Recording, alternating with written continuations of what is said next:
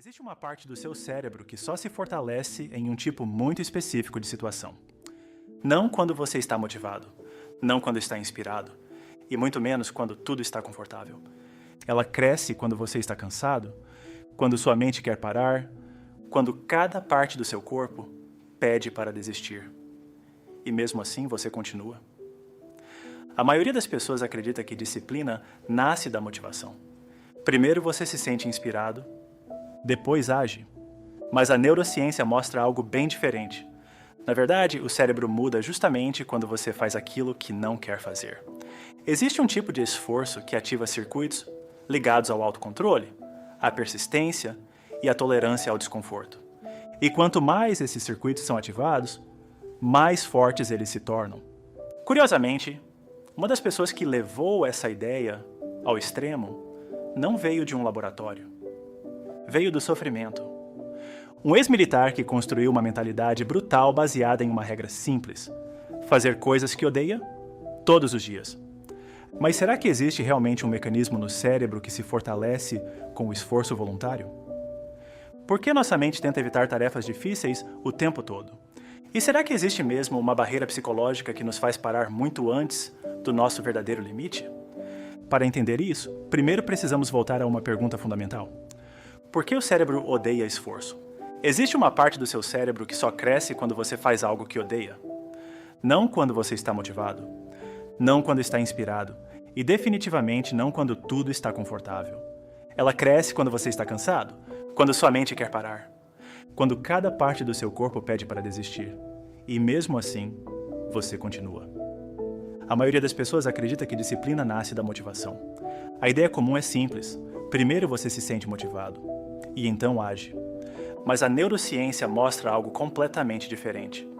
Motivação não cria disciplina. Na verdade, muitas vezes é o oposto. É o esforço repetido, especialmente quando você não quer fazer algo, que começa a alterar fisicamente o funcionamento do cérebro. Existe um tipo específico de estresse que ativa circuitos ligados ao autocontrole e à persistência. E quanto mais esses circuitos são ativados, mais fortes eles se tornam. O neurocientista Andrew Huberman explica que desafios voluntários podem literalmente remodelar a forma como o cérebro lida com o desconforto. E, curiosamente, uma das pessoas que construiu toda a sua mentalidade usando esse princípio não veio de um laboratório. Veio do sofrimento extremo. David Goggins, ex-militar da Navy SEAL, ultramaratonista e conhecido por sua filosofia brutal de disciplina mental. A base da mentalidade dele é surpreendentemente simples. Fazer coisas que ele odeia todos os dias. Treinos intermináveis. Corridas quando o corpo já está destruído. Desafios que a maioria das pessoas nem consideraria tentar. Para Goggins, o desconforto não é um obstáculo, é uma ferramenta.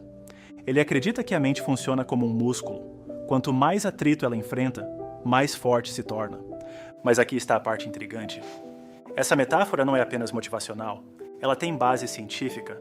Existe realmente um mecanismo cerebral que responde ao esforço voluntário. Um circuito que começa a se fortalecer sempre que você faz algo difícil de propósito. E com o tempo, esse circuito muda a forma como você reage ao esforço, à dor e à persistência. Mas para entender por que isso acontece, primeiro precisamos entender algo fundamental. Por que o cérebro odeia esforço? Para entender por que fazer coisas difíceis pode fortalecer a mente, precisamos começar com uma verdade biológica simples. O cérebro humano foi projetado para economizar energia. Apesar de representar apenas uma pequena parte do peso total do corpo, ele consome uma quantidade enorme de energia. Por causa disso, ao longo da evolução, nosso sistema nervoso desenvolveu uma tendência muito clara: buscar o caminho mais fácil possível. Durante milhares de anos, isso foi essencial para a sobrevivência. Nossos ancestrais não viviam em um ambiente confortável. Eles precisavam caçar, se defender de predadores, enfrentar frio, fome e longas caminhadas. Energia era um recurso limitado. Cada decisão exigia um cálculo silencioso do cérebro. Vale a pena gastar energia com isso? Se existia um caminho mais fácil, o cérebro naturalmente empurrava o comportamento nessa direção. Esse mecanismo era extremamente eficiente para sobreviver. Mas no mundo moderno, ele se tornou um problema. Hoje, a maioria das pessoas não precisa correr quilômetros para conseguir comida. Não precisa enfrentar frio extremo para sobreviver. Não precisa lutar por recursos básicos todos os dias. Pelo contrário, vivemos cercados por conforto. Comida acessível, entretenimento infinito, tecnologia que resolve problemas com um clique, e é exatamente nesse ambiente que a programação antiga do cérebro começa a trabalhar contra nós. Quando surge uma tarefa difícil, estudar por horas, treinar quando estamos cansados, trabalhar em algo complexo, o cérebro interpreta isso como gasto desnecessário de energia. Então ele reage da forma que foi programado para reagir, tentando evitar. Esse impulso aparece de várias formas: procrastinação, distrações, vontade de parar cedo demais, a sensação constante de que algo é difícil demais. Não é falta de inteligência, não é preguiça no sentido moral. É simplesmente o cérebro fazendo exatamente aquilo que evoluiu para fazer: economizar esforço. Mas aqui está o ponto interessante.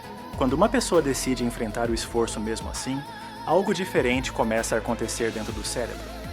Pesquisas em neurociência mostram que desafios voluntários ativam circuitos específicos ligados ao autocontrole e à regulação do comportamento. Esses circuitos são responsáveis por coisas como persistência, tolerância ao desconforto, capacidade de continuar mesmo quando é difícil. E assim como qualquer outro sistema do corpo, esses circuitos respondem a um princípio simples: o uso repetido gera fortalecimento. Quanto mais você ativa esses caminhos neurais, mais eficientes eles se tornam. É exatamente o mesmo princípio que acontece quando alguém começa a treinar um músculo. No início, o esforço parece insuportável, o corpo reclama, a mente quer parar. Mas com repetição, aquilo que parecia impossível começa a parecer normal. O corpo se adapta, e o cérebro também. É nesse ponto que a disciplina começa a surgir. Não como um sentimento, mas como uma adaptação. Uma mudança estrutural na forma como o cérebro reage ao esforço. E é exatamente aqui que entra a filosofia brutal de David Goggins. Enquanto a maioria das pessoas tenta evitar desconforto, ele decidiu fazer o oposto: buscar o desconforto deliberadamente. E essa decisão transformou completamente a forma como a mente dele funciona. Porque, segundo Goggins, existe uma regra simples para construir uma mente forte. Todos os dias, faça algo que você odeia. E essa ideia leva a um conceito curioso: criar calos na mente.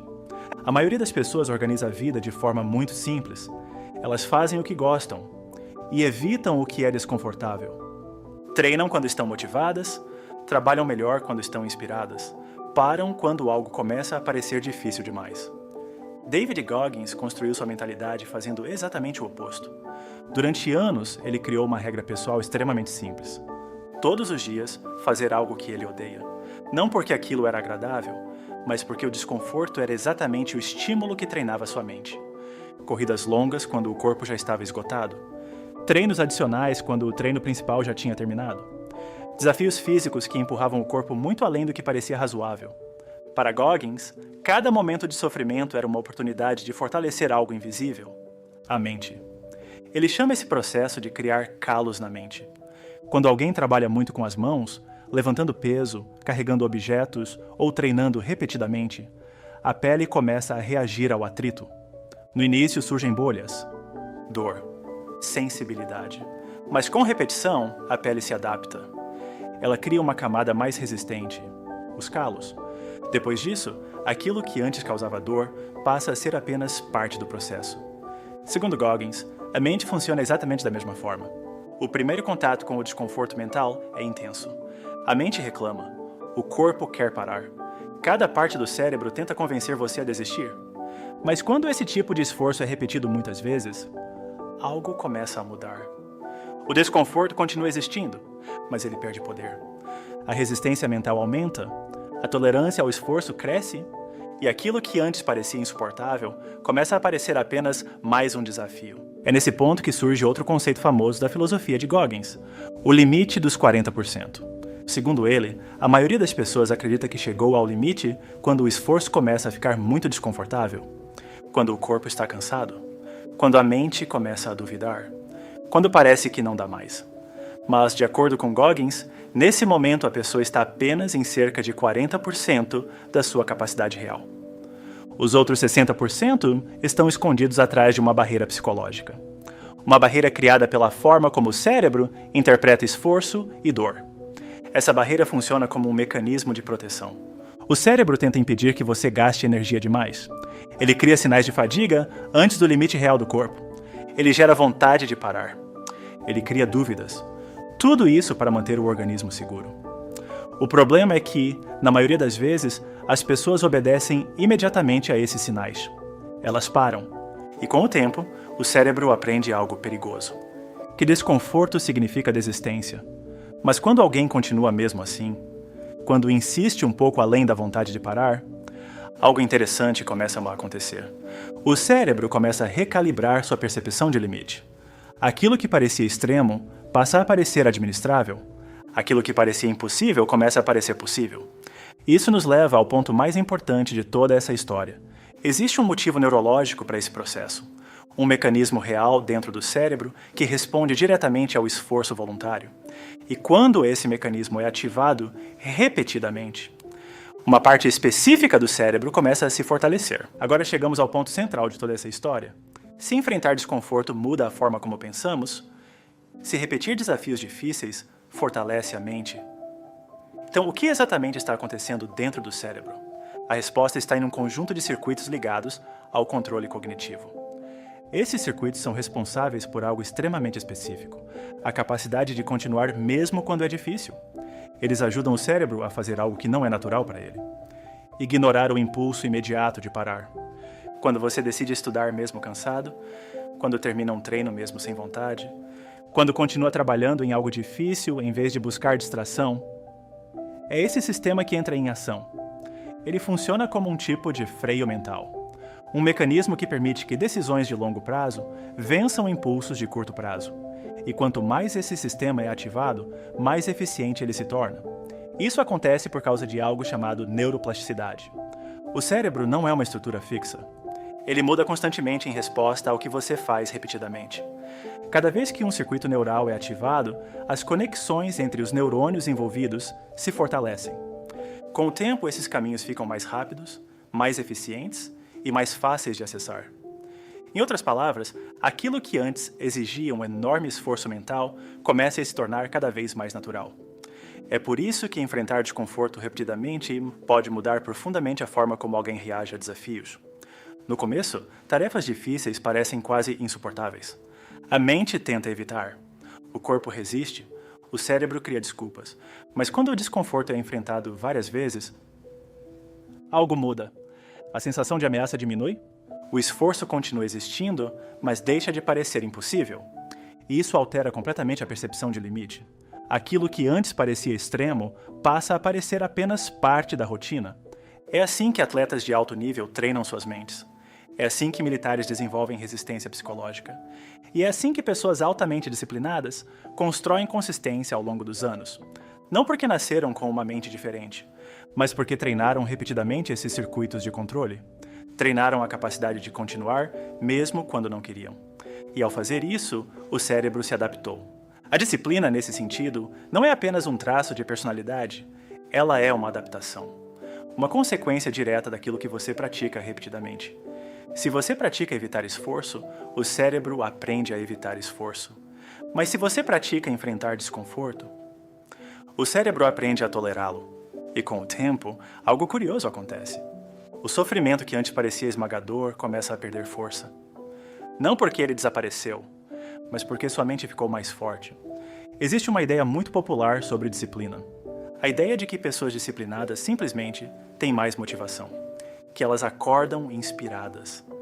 Que sentem vontade de fazer as coisas difíceis, mas na maioria das vezes, não é isso que acontece. Disciplina raramente nasce da motivação. Ela nasce da repetição. Da repetição de ações difíceis, da repetição de decisões desconfortáveis, da repetição de momentos em que seria muito mais fácil desistir. Cada uma dessas decisões ativa circuitos no cérebro ligados ao autocontrole e à persistência. E cada repetição fortalece esses circuitos um pouco mais. Com o tempo, aquilo que parecia impossível começa a parecer apenas parte do processo. É por isso que o cérebro não cresce quando você faz apenas aquilo que gosta. Ele cresce quando você faz aquilo que preferiria evitar. Quando enfrenta o treino que não quer fazer. Quando termina o trabalho que parece cansativo demais. quando continua avançando mesmo sem motivação. Porque existe uma parte da sua mente que só se fortalece nessas situações. Uma parte que responde diretamente ao esforço voluntário.